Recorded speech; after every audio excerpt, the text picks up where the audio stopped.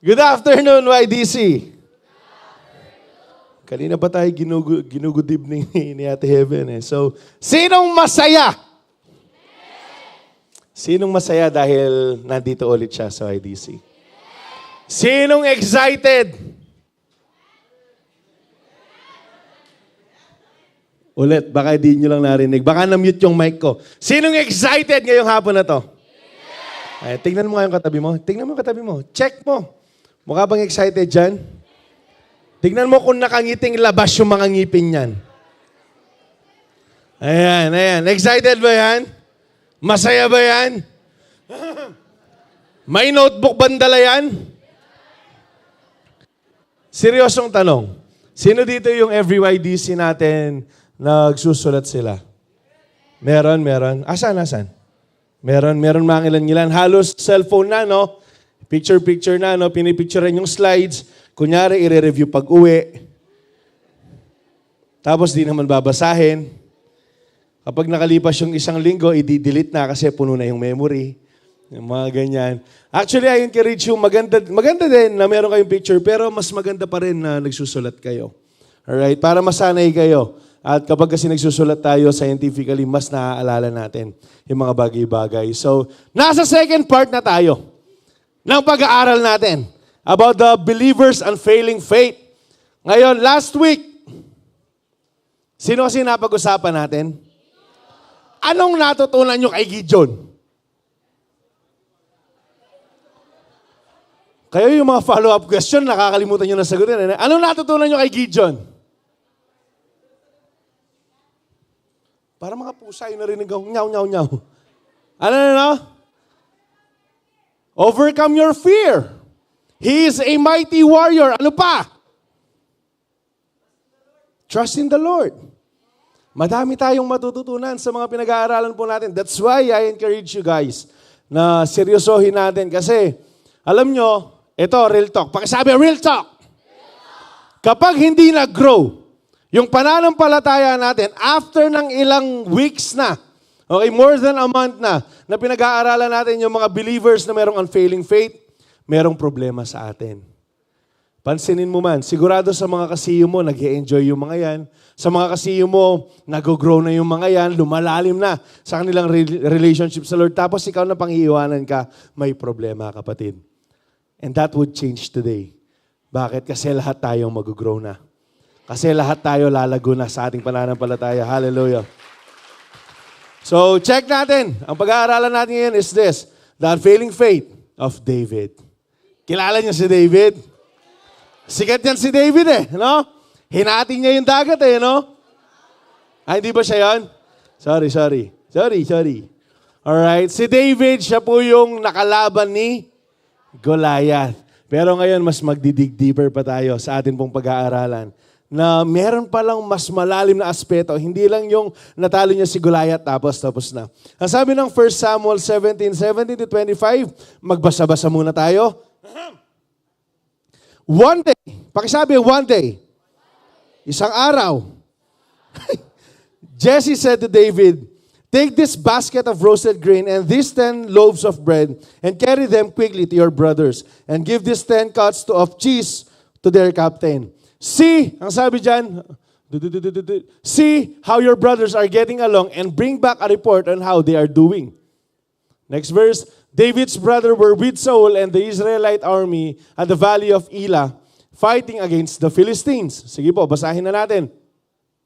So David left the sheep with another shepherd and set out early the next morning with the gifts as Jesse had directed him. He arrived at the camp just as the Israelite army was leaving for the battlefield with shouts and battle cries.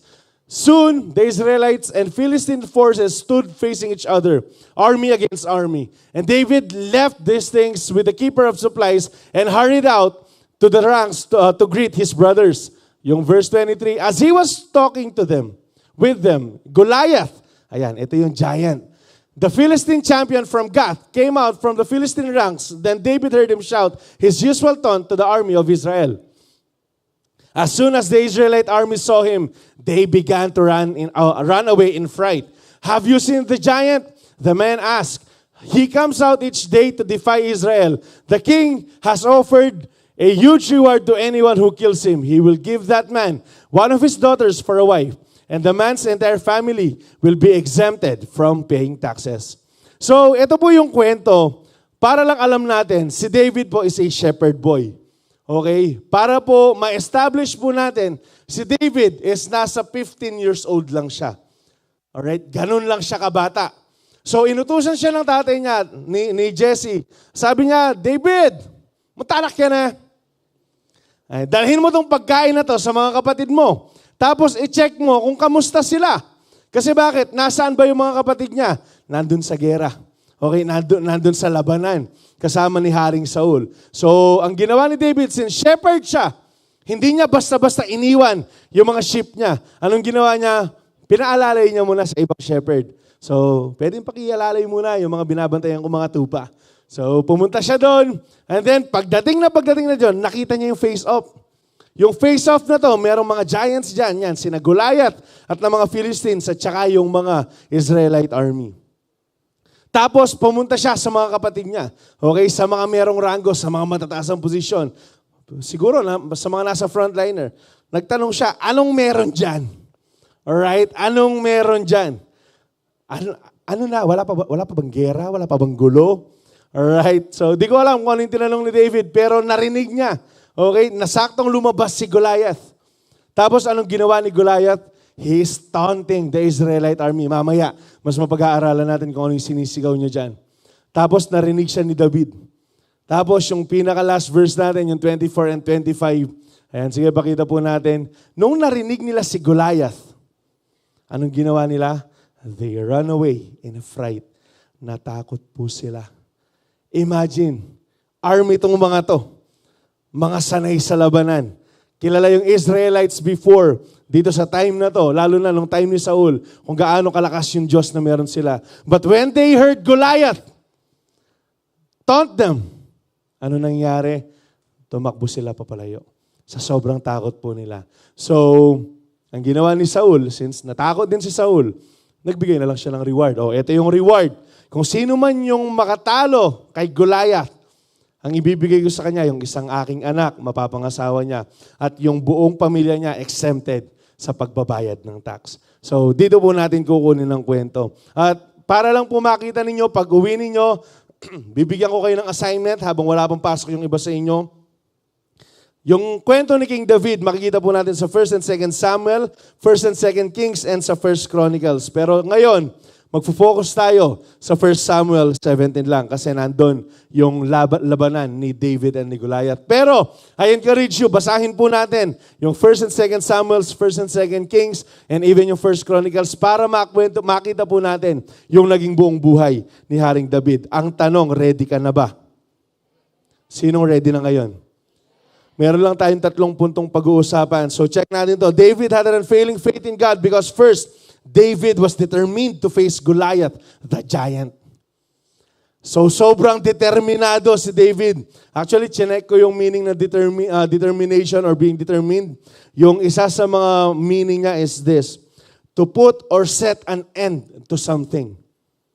So imagine, determinado si David na tapusin si Goliath. Ganun po yung ibig niyang sabihin. And yung ibig sabihin din ng determination, kapag determinado ka, hindi ka pang-umpisa lang. Nakuha? Yung taong determinado hanggang sa makita niyang matapos yung tinitingnan niya, yung dapat niyang gawin, tatapusin niya. Okay? Hindi siya intro boy lang. Pakisabi, intro boy. Sa atin, walang intro boy and intro girls. Sa atin, tinatapos natin lahat. Alright? Kunyari, yung mga sweet sa una, hindi, papasukin ko talaga to kasi kailangan maitama yung mga mindset natin eh. Unang-una, babae, hindi ikaw yung manliligaw. I-segue ko lang na mabilis, ha? Babae, hindi ikaw yung magpo-propose. Paulit-ulit tayo dito eh. Kailangan lang basagin yung mga naririnig nating mali-mali. Ikaw lalaki, ikaw yung manliligaw pag nasa tamang proseso na. Alright? Nasa tamang proseso na. Tsaka tayong lahat na mga anak ng Diyos, listen to this. Willing tayong maghintay. Willing tayong maghintay. Hindi tayo nakukuha sa chat-chat lang. Alright? Hindi tayo nakukuha sa mga palandi-landi sa Facebook lang. Kapag nasa tama na yung panahon, magpapaligaw tayo sa bahay. Mga babae, ha? Sa mga lalaki naman, huwag kang manligaw sa chat. Gigigil ako eh. Nag-post kami ng NGL kagabi, no? Meron nagtanong, Kuya, pwede ko ba ligawan si Heaven? Ano ka, hilo? Nandito ba sa inyo yon? Gigigil ako sa'yo. Tandaan nyo. Yung panliligaw, hindi to ginagawa sa chat. Ang bihira. Lalaki ka ba talaga? Nanliligaw ka? Chat? Nanligaw ka? NGL? Na ano ito? Uy. Alam mo, dami kong gustong i-chat kagabi, hindi na lang kasya dun sa ano eh. Kung sino man yon, chat mo ako mamaya, mag-usap tayo tungkol sa kwento ng buhay. Tinake yung opportunity. Anonymous eh. Uy, YDC. Segue lang na mabilis, no? Nag-youth camp tayo. Maraming na-redeem. Pero hindi lahat. Maraming na-redeem. Maraming nabago yung buhay. A lot of testimonies have been said here, dito sa harap na to every Wednesday. Pero ang tanong, na-redeem ba talaga tayo? Baka na-redeem ka lang dun sa bisyo mo, pero dun sa puso mong sinungaling, hindi pa rin. Alam nyo bakit namin paulit-ulit sinasabi ito? Kasi sobrang delikado ng panahon ngayon. For example, nasa tamang panahon na. Yung mga taong determinado, for example lang, yung mga willing mag-pursue talaga sa'yo, bilang ikaw, babae ka, tapos yung lalaki, ipupurso ka, hindi yan sa una lang magaling. Ang gagawin yan, kapag manliligaw yan, mabait yan, maayos yan, susuyuin ka yan. Kapag kayo na, mas iingatan ka yan. Hanggang sa magpo-propose yan, magpapaalam sa magulang mo, magpapaalam sa leader mo, tapos papakasalan ka yan, tapos magiging mabuting asawa yan, tapos magiging mabuting ama yan sa inyong magiging anak. Ganon dapat. Yung mga Kristiyano, hindi sa una lang magaling. Alright? Isi-segue ko lang. Hindi porke nakatabi mo, kayo na. Ang bihira. Wala, na-share ko lang.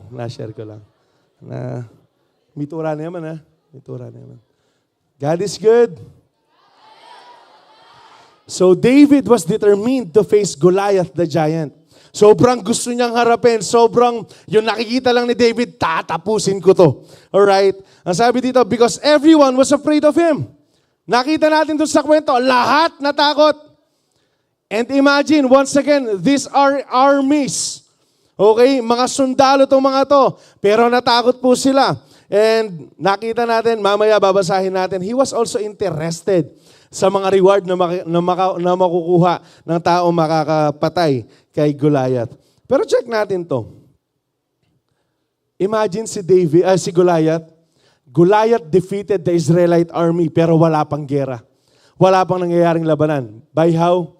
By taunting. Sa pananakot, sa pag-i-intimidate lamang sa mga Israelite army. Ang sabi ng 1 Samuel 17, 26 to 36, David asked the men standing near him. Ayan, nung nandun na siya, nagtanong siya, what will be done for the man who kills this Philistine and remove this disgrace from Israel? Imagine kadarating ni David.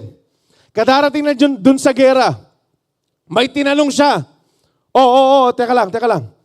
Anong makukuha na makakapatay dyan sa higante na yan? Mamayabang kantaan eh. Isipin mo naman, yung tatanong niya, hindi niya man tatanong kung ano na nangyari. Ganito, ganyan. Ang tinanong niya, anong makukuha ko kapag napatay ko yan? Ganyan yung mindset na meron po si David. Who is this uncircumcised Philistine that he should defy the army of the living God? Imagine, giant, kinatatakutan ng lahat ng mga Israelites army. Ang tanong niya, sino tong hindi tuli na to? At totoo yun, ayan o. Ganyan yung bunganga ni David. Sino tong hindi tuli na to para bastusin niya yung Diyos? Ito yung tinatanong niya. Binabasa ko lang.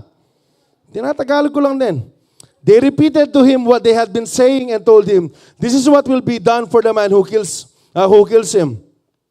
When Eliab, David's oldest brother, heard him speaking with the men, he burned with anger at him and asked, "Why have you come down here?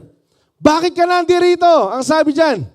Ayan. Yung Eliab po, siya po yung oldest brother, kuya ni David. Alright? So, why have you come down here? And with whom did you leave this few sheep in the wilderness? I know how conceited you are and how wicked your heart is. You came down only to watch the battle.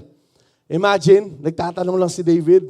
Parang nayabangan yung kuya niya sa kanya. Ba't nandirito ka? Di ba nagbabantay ka dapat ng mga tupa? Bakit mo pinabayaan yung mga tupa? Sino yung nagbabantay sa mga tupa na yan? Alam ko kung gaano kakayabang. Imagine, ang ginawa ko. Ang ginawa ko ni David. Nagtatanong lang siya kung ano yung makukuha ng taong makakapatay kay Goliath. Tapos, nagalit yung kuya niya sa kanya. Ikaw, sabi niya, balo ko paratot ka. Anong Eliab? Sabi ni Kuya Eliab, alam ko nandito ka lang para panuorin yung laban. Alam ko nandito ka lang para mag-Netflix and chill. Nandito ka lang para manood ng laban. Pero alam nyo ba, ito, mga trivia to na dapat po nating malaman. David's oldest brother Eliab got very angry because he heard him talking about fighting Goliath. Kasi imagine, reward agad. So, ang ibig sabihin, lalabanan niya si Goliath. Tapos ito pa, Eliab labeled David as having a conceited and wicked heart. Bakit? Totoo nito, naiinggit si Eliab kay David. Imagine panganay si Eliab, bunso si David. Tapos bakit? Meron pong kwento yan na kaya kailangan basahin ninyo yung 1 Samuel 16. Last night, I was reading it. Sobrang, sabi ko, ito pala yun. Grabe pala yung reason kaya ganyan si Eliab. The Bible says that David was a man after God's own heart. Naniniwala kayo doon? Nakasulat sa Bible yan. Makikita nyo yan. And Eliab was rejected by God. Kasi ito yung time na pipili na ng hari yung Panginoon because Saul disobeyed God. So pumunta siya sa bahay ni Jesse. Tapos, pagdating ni Samuel sa bahay ni Jesse, ang sabi ni Samuel kay Lord, Lord, ito na siguro yung sinasabi mong magiging next king. Bakit? Because Eliab was a good-looking man. Alright? Tapos napakataas, napakatangkad ni Eliab. Tapos ang sabi ng Lord kay Samuel, huwag ka dapat tumingin sa outward appearance. Dapat tumingin ka sa nasa puso ng tao. Dapat tignan mo kung ano yung nasa loob. Tapos anong sabi ng Panginoon kay Eliab? I have rejected Eliab. Imagine, kasakit na ito, amen, tutuman. Hindi man sinabi ng Panginoon that hindi ko pinili si Eliab, hindi siya yung hari. Ang sinabi ng Panginoon kay Samuel para sabihin niya kay Eliab, I have rejected Eliab. Ano bang reason? Check po natin to. One of the reasons why God rejects man is this, because of pride. Pakisabi, pride. Alam niyo kung gaano katindi yung pride? Yung ine-enjoy mo yung glory. Yung pinuri ka, uy, ang galing mo naman magkanta, no? Uy, grabe ka naman. God is good. Uy, ang galing mo tumugtog ng instruments, ang galing mo sumayaw, no? Uy, maliit na bagay. Uy, ang galing mo naman sa school, no? Medyo hard worker kasi ako eh. Alam nyo, pride is the very reason why Satan is here. Dapat nasa langit siya nagbabantay. He is the worship leader of heaven. Imagine Lucifer. Si Lucifer po is an angel. Alright? He is the worship leader of the heaven. Siya yung nagbabantay ng glory ng Panginoon. But because of pride, bumagsak po siya. Alam nyo, tandaan nyo to. Dito yung tingin. Wala man tayong dapat ipagmalaki. Ni wala man tayong pwedeng ipagmalaki. Kuya, pinaghirapan ko, kaya ako honor. Kaya ako with honor sa school. Kaya ako yung rank 1 sa klase namin. Wow! Paano si Lord? Ginising ka ni Lord? Binigyan kang strength ni Lord? Binigyan kang wisdom ni Lord? Huwag kang ganyan pass. Nagtatrabaho ako kaya ako na-promote. It is biblical. Promotion comes from God alone. O sige. Magaling ka no? Sino nagbigay ng hangin na hinihingan mo? Sino? Pero minsan makapag-asta tayo, talaga kala mo no? Alam nyo, bakit ko alam yung mga bagay na yan? Because I've been there. Di ko alam sinong kausap ko last time. Pumasok ako ng AVS around 2013. Ayan, yung time namin, buhat-buhat speaker, ganyan-ganyan, setup. Alam mo yung gusto ko? Kaya ako nagbubuhat ng speaker, tapos sidadaan ko dyan sa side na yan. Para makita ng tao. Para sabihin ng taong, maka-bless na naman ni J-Sap. Gusto mo nandito ka, nagmamasipag ka, para lang masabing, grabe naman yun, no? Talagang binibigyan niya yung buhay sa Lord. Alam nyo, kapag meron ganyang thought sa buhay po ninyo, palayasin ninyo yan. Kaya nga ano yung laging sagot po natin, mapamaliit or malaking bagay? Praise be to God. Praise Jesus only. To God be all the glory. Bakit? Kasi wala tayong pwedeng ipagmalaki. At pakatandaan ninyo to, lahat na nagmamataas, binabagsak ng Diyos. Hindi binababa, binabagsak. Alright, kailangan po makita po natin to. Kuya Sap, grabe akong pumorma, kuya. Kuya, mas masabang ako dyan.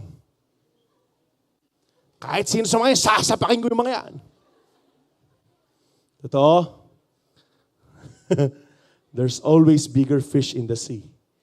Pakatandaan ninyo yan. Palaging merong mas sa'yo. Kaya nga anong mas maganda? Mas magpakumbaba ka sa kanila.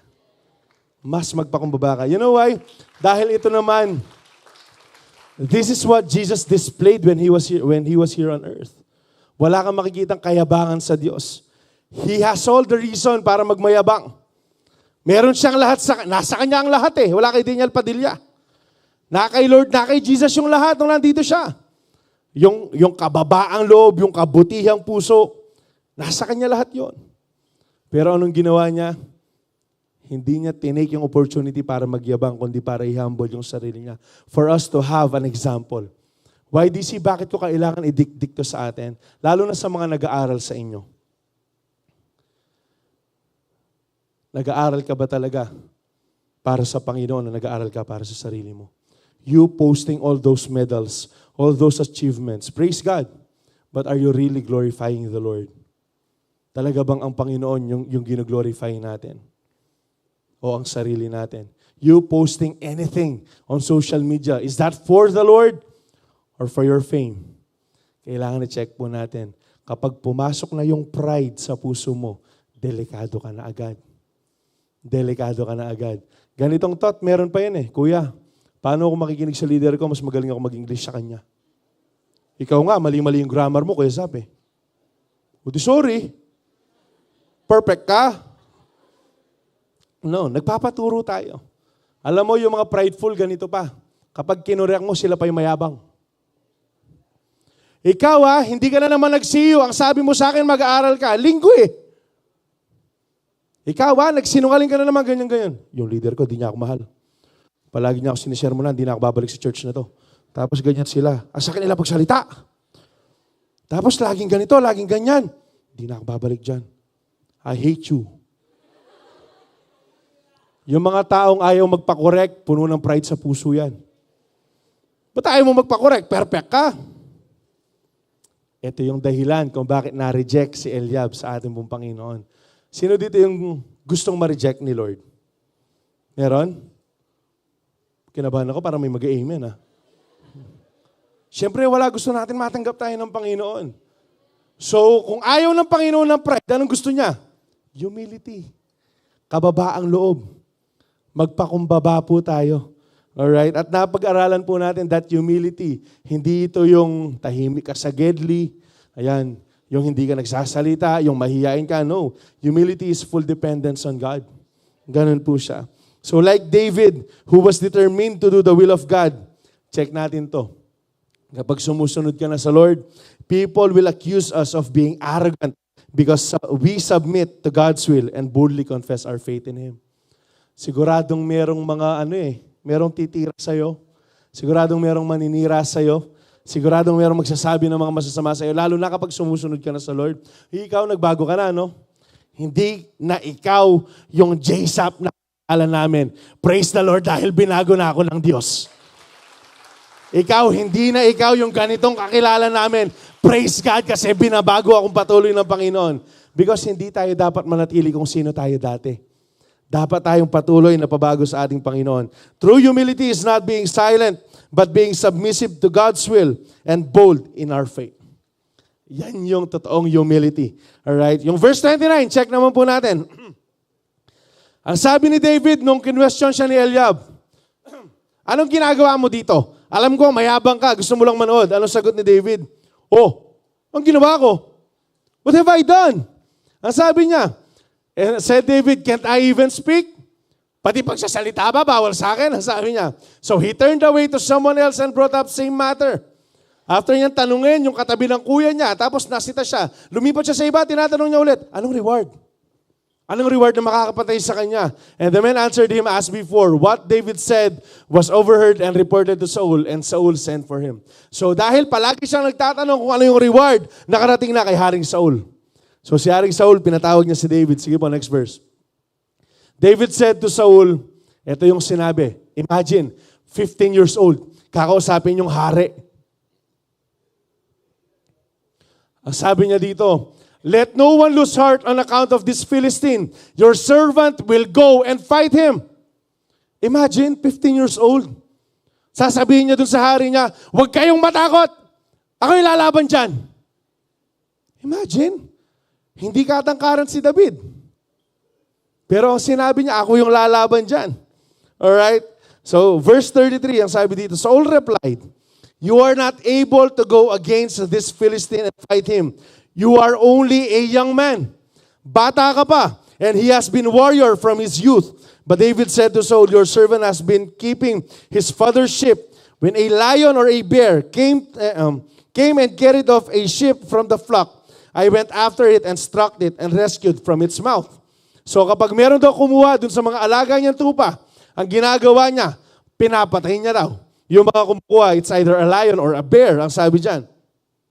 When it turned to me, I seized it by hair. Bala mo itang gugunutan eh. Akin yan. Alright? Struck it and killed it. Your servant has killed both the lion and the bear. This uncircumcised Philistine will be like one of them because he has defied the armies of the living God. Imagine yung tapang ni David eh, no? Kausap niya dito yung hari. Tapos akala mo talaga, dito sa kwento na to ha, akala mo talaga ang dami niya napatay na lion at saka na bear eh. Ang sabi niya, he killed a lion and a bear. Ang ibig sabihin, singular. Take isa lang. Pero ganito yung confidence niya, why? Because nakita niya kung paano siya nililigtas ng Panginoon. Dahil tinitignan niya yung Panginoon at hindi yung kung anong kaya niyang gawin. Alam niyo yung sinabi niya, itong giant na yan, parang magiging lion lang at saka bear yan. Papatayin natin yan. Imagine, ganyan sumagot, ganyan magsalita si David sa harap ng kanyang hari. Even though Goliath was a giant, a warrior and a champion, ang sabi dito, David was determined and without fear to fight him. Ala siyang takot. Hindi siya nag-atubili. Ang tinitignan niya nga, reward eh. He knew his stature and his abilities were no match for him. Alam naman ni David na hindi niya kaya yung Goliath, but he believed God was with him. Ito yung pinaniwalaan ni David sa kanyang buhay na nandito siya sa pinakasitwasyon na to. Ang paniniwala lang ni David, kasama niya yung Diyos. Ang tanong, ganito ba tayong magtiwala sa Diyos na kapag meron na giant na nasa harap natin, magpapatuloy pa rin tayo. Magpapatuloy pa rin tayo magtiwala sa atin pong Panginoon. Check lang natin, sino ba si Goliath? Ano ba yung resume ni Goliath? Ang sabi dito sa chapter 17, verse 4 to 7, then Goliath, a Philistine champion from Gath. Ang ibig sabihin po ng champion dito, alam nyo, meron kasing ginagawa dito. Kapag sinabing champion, siya yung representative. Para hindi na magkamatayan lahat ng mga armies nila, ng mga soldiers nila, meron silang ihaharap na representative. At ganun po si Goliath. Paano yung mangyayari doon? Kapag sinabing representative, syempre, actually meron din dyan, mababasa nyo doon sa pinakaunang chapter, pinakaunang verse ng chapter 16. Mababasa nyo dyan na parang ganito yung siste. Okay? Kung sino man yung makapatay kay Goliath, lahat ng mga Philistines magiging slave ng Israelites. At kung mapatay man or matalo man yung representative ng Israelites, magiging slave sila ng mga Philistines or ng mga giants na to. Nakuha ninyo? So, ang ibig sabihin, kapag natalo ka sa laban, sa duelo, ang ibig sabihin nun, patay ka. Okay? Hindi siya talo lang na I surrender, hindi. Papatayin ka. So, ang ibig sabihin ulit, ang daming ibig sabihin no? Si Goliath, hindi pa siya natatalo. He is undefeated. Why?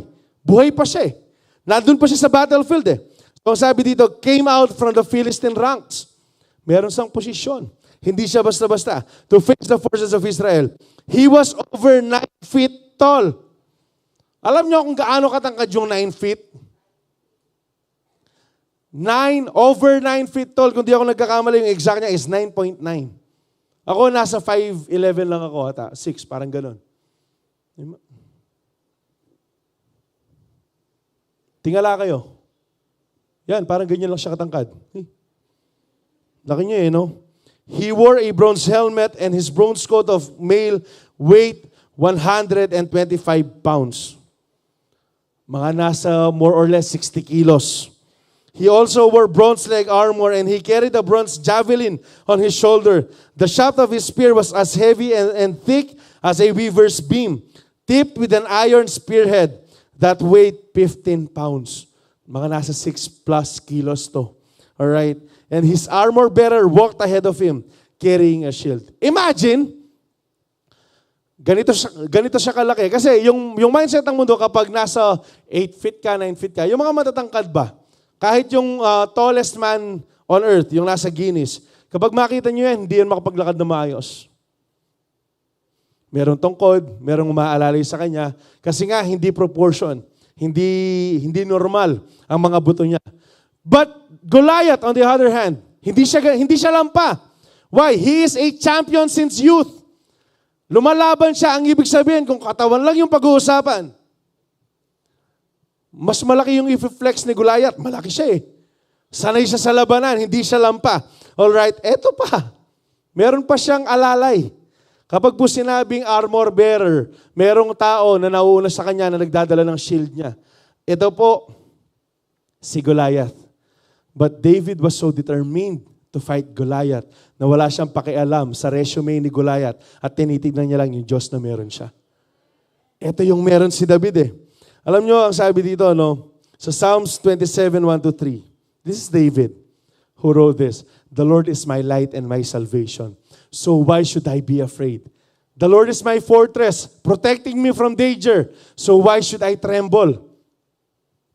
When evil people come to devour me, when my enemies and foes attack me, they will stumble and fall. Though a mighty army surrounds me, my heart will not be afraid. Even if I am attacked, ang sabi dyan, I will remain confident. At ito po yung pinakita ni David. Ito po yung pinakita ni David nung kaharap niya si Saul, nung kaharap niya yung mga Philistine armies, even yung mga Israelite armies. Ang alam ko lang, hindi ako matatakot. Bakit? Bakit ako matatakot kung kasama ko ang Diyos? Ang alam ko lang, hindi ako matatakot. Same thing as with us, YDC. Bakit tayong matatakot kung alam nating matagumpay na tayo? Bakit ka malulungkot, YDC, kung alam mong andyan ang Diyos? Ang sabi dito, unfailing faith in the Lord will move you to fight your giants because you know that God is with you. Ito yung unfailing faith. Alam nyo, yung taong totoong merong unfailing faith, hindi siya tumatakbo sa problema. Hinaharap niya. Yung taong merong totoong unfailing faith, hindi siya natatakot, puno siya ng pananampalataya. Ang tanong, sino tayo dun sa dalawang to? Pangalawa, David had an unfailing faith in God because David was never bothered by any discouragement. Alayang pakialam ka ng negative things na sinabi na kayo. 1 Samuel 17:28. But when David, oldest brother, sino yan? Si Eliab, heard David talking to the men, he was angry. What are you doing here anyway? He demanded. What about those few sheep you are supposed to be taking care of? Ang sabi dyan, I know your pride and deceit. You just want to see the battle. Imagine, kuya mo na dapat mag-encourage sa'yo. Ang sasabihin niya, alam ko, balo ko, paratot ka talaga. Ako alam ko, sobrang yabang mo talaga. Gustong mo lang manood. Imagine, kuya niya to ha, panganay, na dapat umaalalay sa kanya. Pero ang ginawa niya, Pangalawa, 1 Samuel 17:32-33. Don't worry about Philistine, David told Saul. I'll go fight him. Anong sinabi ni Saul sa kanya, ni Haring Saul sa kanya? Don't be ridiculous. Napapano ka niyan? Saul replied, there's no way you can fight this Philistine and possibly win. Paano ka mananalo dyan? Ang sabi niya, you're only a boy. Isa kang hamak na bata lamang, and he's been a man of war since his youth. Imagine, kung hinayaan ni David na pumasok to, o nga no, ding, ding, ding, ding.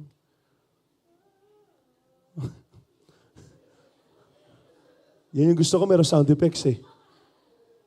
Imagine kung hinayaan na pumasok sa sistema ni David yung sinabi ni Saul, o nga no, I'm just a boy. Bata lang ako, wala akong kwenta. Talo na! Pero tingnan natin, ang sabi ba nito, kinumpara niya. Ikaw, David, isa kang bata lamang. Ikaw, tanggol.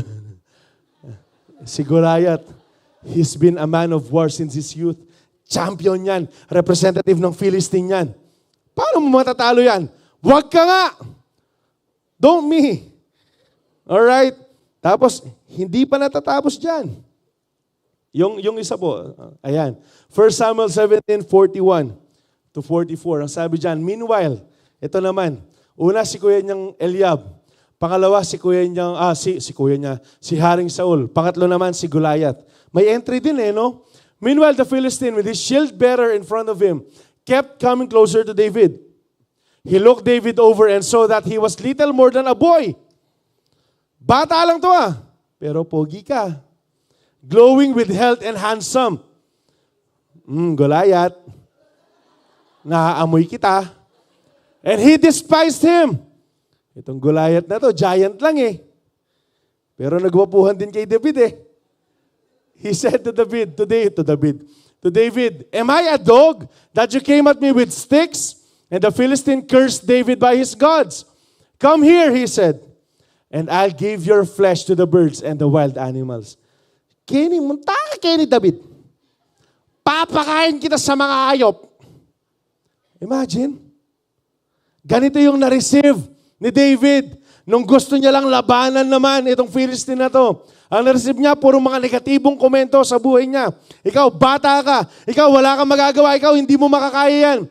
Sabi pa, ikaw mamamatay ka, papakain lang kita sa hayop. Pero alam nyo, sabi pa dito, reading between the lines, most probably, even yung mga Israelites community, yung mga Israelites army, pati sila, pinagtawanan siya Kaya bang nanganak kayo Kala mo talaga kaya. May arit ka ba? Imagine, ganito yung nare-receive ni David and even, pati yung mga Philistines. Siguradong pinagtatawanan siya. Siguradong, tignan mo siya daw ilalabang kay David. Ay, kay Goliath Tignan mo, para lang siya kutong lupa. Siguradong pinagtatawanan siya Ganito yung mindset na meron sila. Bakit? Because they are looking at the outward appearance of David. Ang tinitingnan po nila, yung stature lang ni David, yung ability lang ni David. Pero check po natin to. He had no one to encourage him but himself. Walang ibang nag-encourage kay David.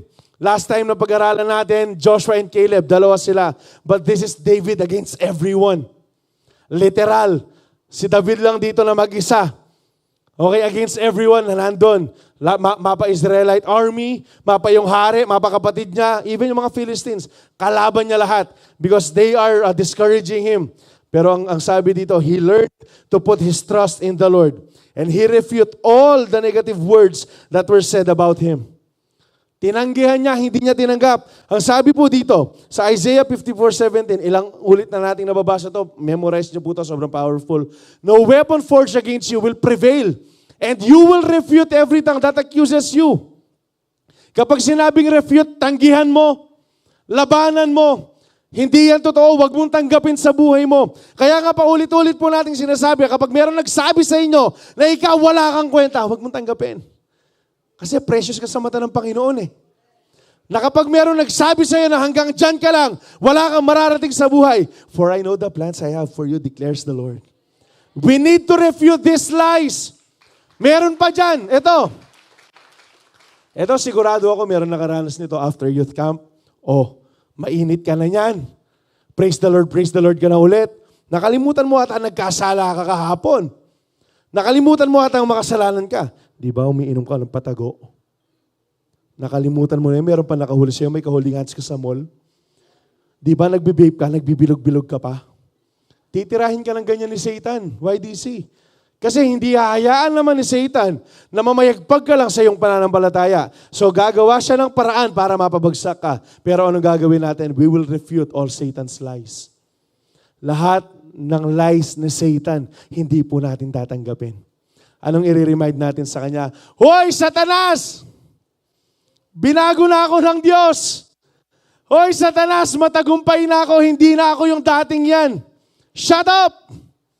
Ay, kailangan natin ganyan na si Satanas, ha? Baka kala nyo, friend nyo si Satan. Gusto nyo ba maging friend si Satan?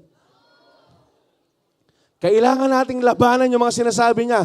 Ano pa yung sasabihin ni Satan sa atin? Condemnation! Papasok ang ministry? Bakit? Porque nag-camp ka lang? Tignan mo, magkakamali ka din yan. Kagaya kung paano ka nagkamali dati. Ganyanin mo. Satanas, shut up. Satanas, don't me. I am a changed person. Patay na yung dating ako, Satan. Kung nakita nyo lang si Kuya AJ, kung paano daw natin dapat turingan yung mga kaaway natin, lalo na si Satan, dapat nating apakin yan. Huwag nating tatanggapin yan. Ay, lasawan mo rin. Bakit? Alala nga karapat din. Why? Because we are victorious. We are a new creation and the Lord is with us. YDC. Huwag dapat tayong matakot magpalit ng mic. Ayan. Huwag dapat tayong matakot sa mga bagay na yan. But we need to refute them. Hindi ito automatic. Hindi ito automatic. Meron tayong participation, YDC. Kailangan nating labanan. Ang tanong, sinong ready ng lumaban? Sinong ready na mag-refute sa mga bagay na yan? Nagpa-check up ka, ang sinabi ng doktor sa'yo, meron ka na lang 10, 9, 8 na mabubuhay ka. Meron ka na lang ganitong taon na mabubuhay ka. Excuse me. Salamat sa buhay mo, Doc, dahil ginagamit kayo ng Panginoon, pero alam kong bubuhayin ako ng Diyos. Kailangan ganito po tayo. Meron ka sinungalingan yung kaaway sa'yo. O, tignan mo, yung iba nakapag-enroll na. Ikaw, paano ka mag-aaral? Di ba wala na kayong pera? Anong sasabihin mo? Satan, the Lord is my shepherd, I shall not lack nothing. Kailangan may pang-refute ka. Kailangan may panglaban ka. Tignan mo, paano kayo kakain bukas? Wala na kayong pera. Jehovah Jireh. The Lord is my provider. Pambihira. YDC. Let us be proactive. Huwag kang tanggap lang ng tanggap ng mga kasinungalingan ng Satan. Labanan mo ng katotohanan ng salita ng Panginoon. Sigurado ako, titigilan ka niyan. Nakukuha po ba natin? Like David, do not accept negative words na sinasabi against sa'yo. If you're feeling discouraged because of those words, ang sabi naman dito, try to encourage yourself in the Lord by praising Him.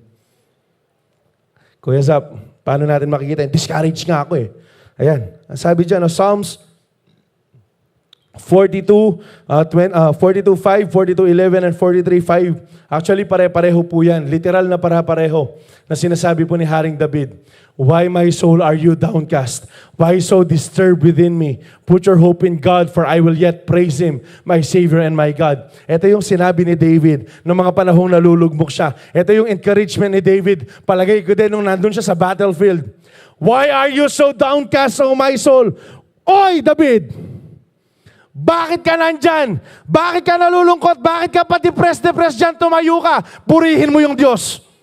Imagine! Noong nandun siya sa battlefield, walang nag-encourage sa kanya. Yung mga tao na dapat i-encourage siya, hinayaan siya, dinown pa siya. Pero anong ginawa niya? Tignan mo yung kayang gawin ng Diyos ko. And why this is sa atin po mga buhay? Sa ating mga buhay, hindi po pinangako ng Diyos na hindi tayo magkakaproblema. Ang pinangako lang ng Diyos, hindi niya tayo iiwan at pababayaan. YDC, hindi ko sinasabing bawal malungkot. Merong mga pagkakataon na malulungkot tayo, pero choice mo kung mananatili kang malungkot. Bakit? Anong sinabi ni David? Stoy! Tumayo ka dyan, purihin mo yung Diyos. Bakit ka nalulungkot, Zap? Bakit ka nalulungkot, Hans? Bakit ka nalulungkot, Aryan? Come on, stand up and praise the Lord. Bakit ka natatakot dyan? Shh! Tayo! Purihin mo yung Diyos. Bakit? Kahit anong sitwasyon na meron ka, hindi natin dapat, kalimutan na papurihan pa rin ng Diyos na sinasamba po natin.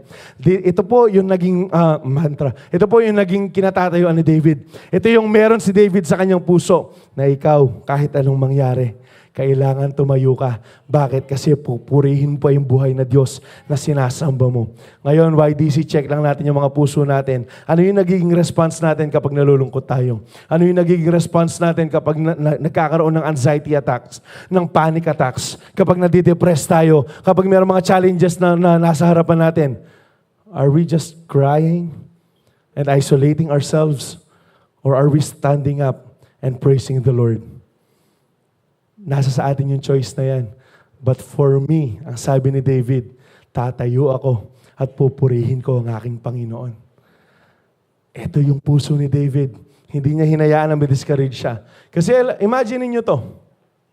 Kung nagpadala siya sa mga sinabi sa kanya, wala tayong David and Goliath na pinag-aaralan ngayon. Wala tayong unfailing faith of David na dinidig deeper ngayon. Pero anong ginawa ni David? Oy, David, stand up and praise the Lord. Oh, my soul, bless His name. All that is.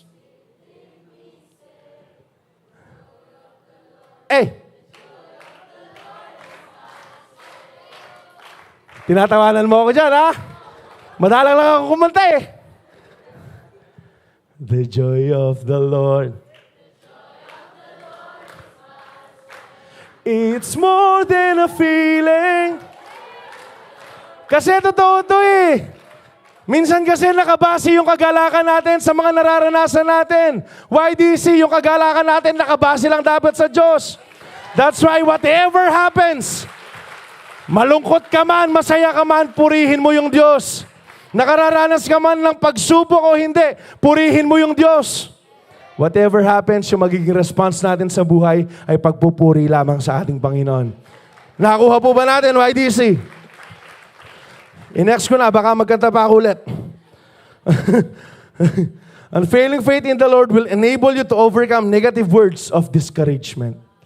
Ayan. Ito yung unfailing faith. Ito yung nagagawa niya. Ini-enable niya tayo para labanan, mapagtagumpayan yung mga negatibong bagay na yan. And last but not the least, David had an unfailing faith in God because David boldly declared his confidence in the Lord. Check natin to. Yung ginawa lang ni David, itaas lang ang Diyos sa kanyang buhay. Iba po yung self-confidence. Okay, sa atin po, dapat hindi self-confidence. Dapat godly confidence. Ito yung meron po si David. Imagine, after the discouragement from King Saul, from his brother Eliab, and even sa mga Israelite armies, pati sa mga Philistine armies, pati kay Goliath, anong ginawa niya? Alam niyo, pinagsigawan niya, buhay ang Diyos ko. Check natin to sa 1 Samuel 17:37. The Lord who rescued me. Imagine, unang-unang kataga, ang Diyos ang nagligtas sa akin. Ang Panginoon ang nagligtas sa akin. From the claws of the lion and the bear will rescue me from this Philistine. Ang Diyos na nagligtas sa akin dati, siya yung Diyos na magliligtas sa akin ngayon. Can we declare that? Ang Diyos na nagligtas sa akin dati, siya ang Diyos na magliligtas sa akin ngayon. 1, 2, 3, go!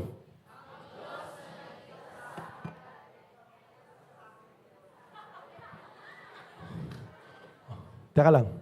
Parang iba yung narinig ko.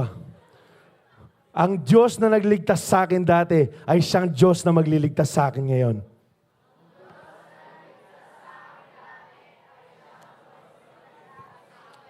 He will do it again, YDC. He will do it again. Come on. Kung nakaya kanyang iligtas dati, kaya kanyang iligtas ngayon. Kung nakaya kanyang pagyamanin dati, kaya kanyang pagyamanin ngayon. Kung nakaya kanyang papagtagumpayan dati, YDC, kaya kanyang papagtagumpayin ngayon. Ito yung Diyos na sinasamba po natin. 1 Samuel 17:45 to 51. David replied to the Philistine, Eto na. Eto na. Eto na sila. Magkaharap na sila. You come to me with sword, spear, and javelin. But I come to you in the name of the Lord of heaven's armies, the God of the armies of Israel, whom you have defied. Sabi niya kay Goliath, o ikaw, sige, may dala kang armor, may dala kang ganyan, may dala kang ganyang sandata, pero ako, ang kasama ko lang, ang dala-dala ko lang ang Panginoon. Check po natin to, hindi pa siya natapos. Today, the Lord will conquer you and I will kill you. Imagine. Kausap niya si Goliath, papatayin kita at pupugutan kita ng ulo. Ano sigurong Goliath to? Try me.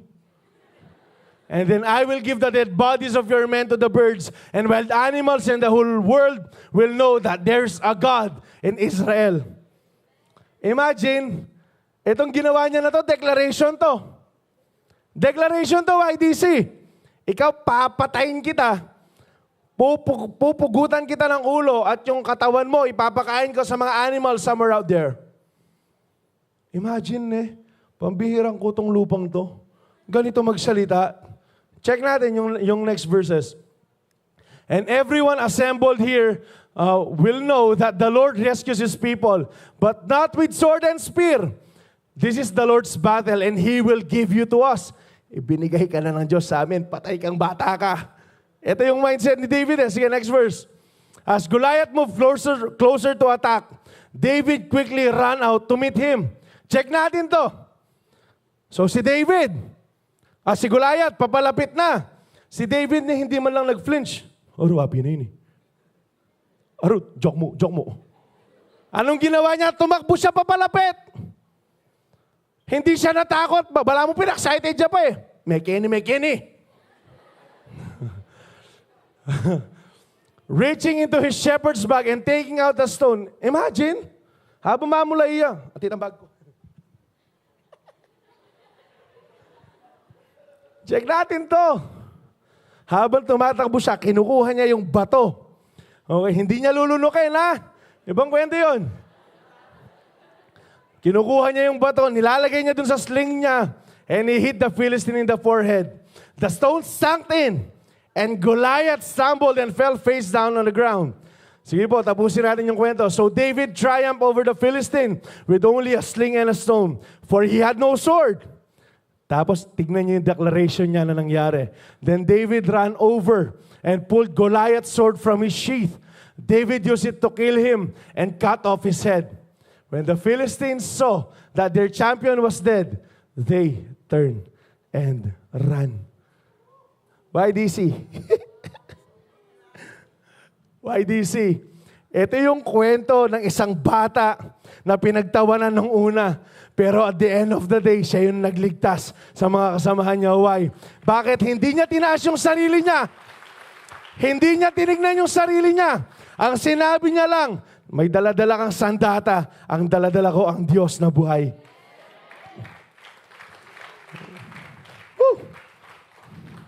Alam nyo ba, sa ating mga buhay, we can be like David. We can be like David. We can have this kind of faith. Ang tanong, gaano ka ka-ready na humarap sa mga Goliaths mo? Gaano ka kahanda na harapin yung mga problema mo na yan? Pero alam nyo, ito yung totoo. Kasi merong mga demonyo na naghihintay para masila tayo. Pero kapag natalo mo yung demonyo, magtatakbuhan yung mga yan. Magtatakbuhan yung mga yan. Imagine, para lang po alam nyo, side trivia. Okay, sabi ng ibang scholars, dito po sa scenario po na to, hindi lang si Goliath yung giant.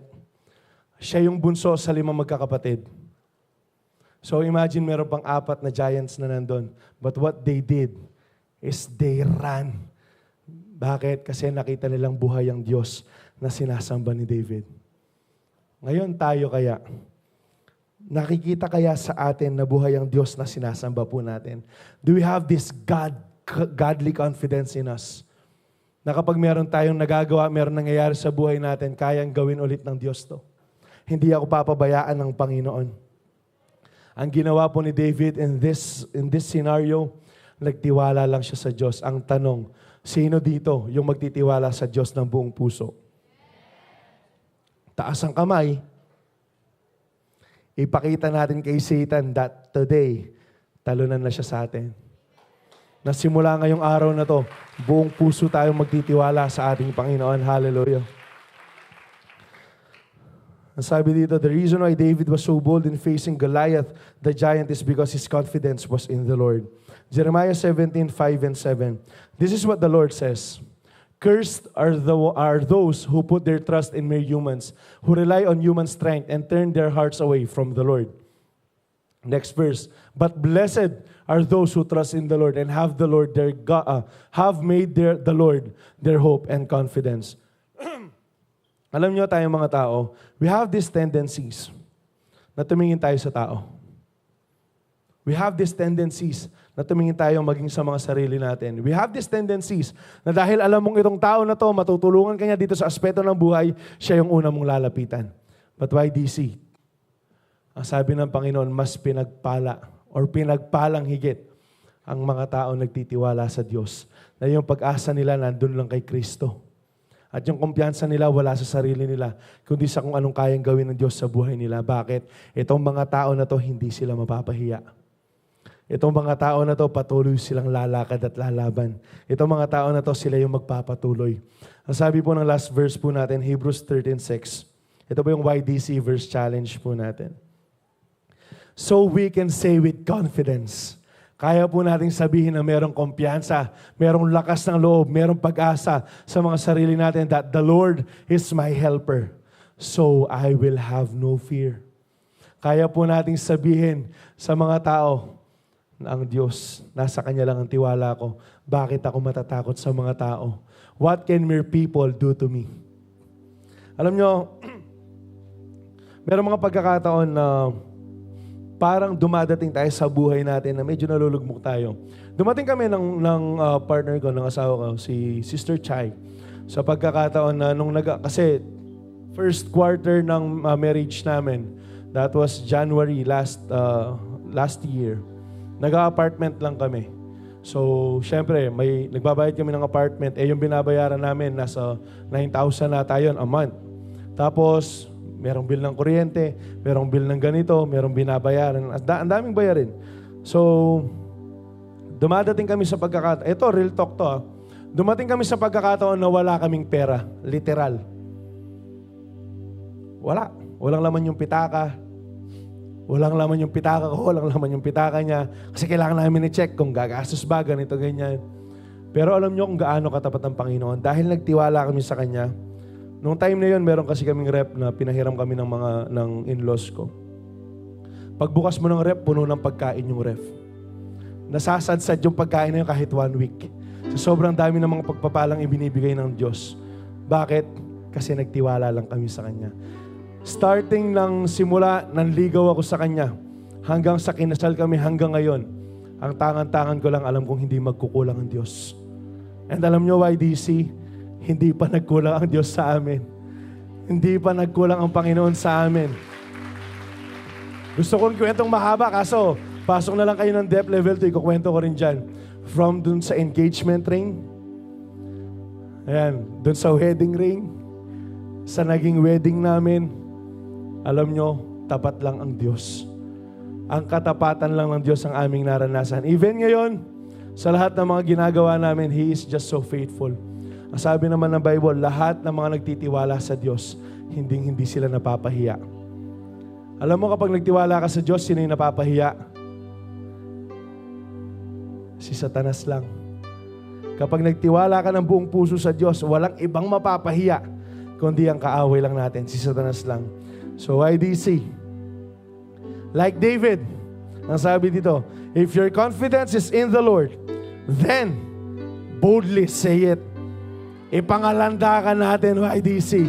Huwag nating ipagtago, ipagsabi po natin yung bagay po na yan. And last but not the least, ang sabi po dito, unfailing faith is putting your hope and confidence in the Lord. Ito yung totoong merong unfailing faith. Yung pag-asa mo, hindi sa tao, hindi ka naman, kundi sa Diyos lamang na buhay. So, mag-review lang tayo ng mabilis bago tayo mag-take ng ating Holy Communion. The unfailing faith of David. David had an unfailing faith in God because first, David was determined to face the Goliath, the giant. Second, David was never bothered by any discouragement. And last but not the least, David boldly declared his confidence in the Lord. Naalala niyo yung naging verse natin ng youth camp? Ano kasi yon? Let the redeemed of the Lord say so. Let the redeemed of the Lord say so. Yung ibang salin niya, let God's redeemed, ayan, speak out. Alam niyo, YDC, kausapin niyo yung mga problema ninyo. Uulitin ko lang, ilang beses na nating narinig to. But talk to your giants, how big your God is. Sabihin mo sa mga giants mong, hey! Mas malaki pa rin ng Diyos na meron ako kesa sa'yo. Hallelujah. Tayo tayong lahat.